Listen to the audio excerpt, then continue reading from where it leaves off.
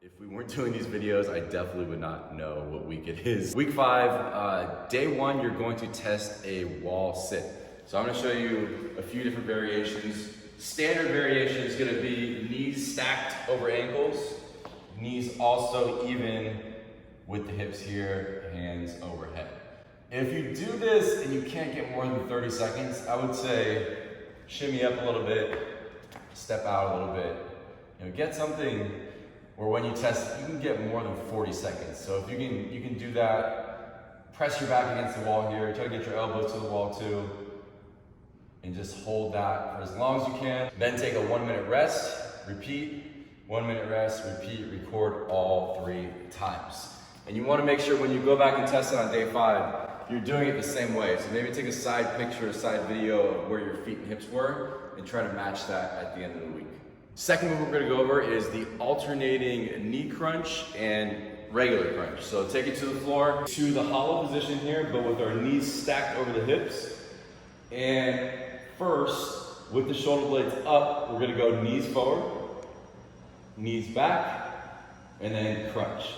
Knees forward, knees back, crunch. Modification, just shorten that knee movement, crunch. Or we can go one leg, crunch, other leg, and crunch. Third movement we're gonna go over is the Lsit knee tuck. Drop the hands back, and we drop back, finding that upright hollow position. So I'm real tight here, I shouldn't feel anything in the back.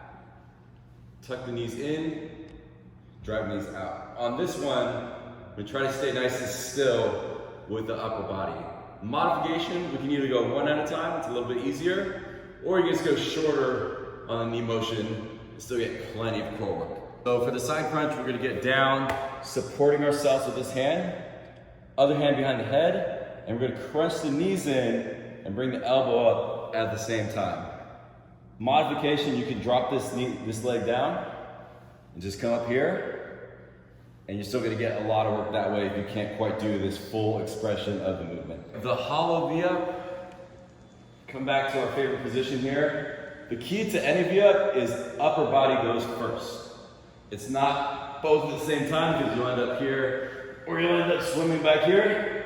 So make sure you fire upper body and then you go meet the legs like that. And in the hollow position, it's always important to keep this area back here zipped up, driving your low back into the floor while you do that.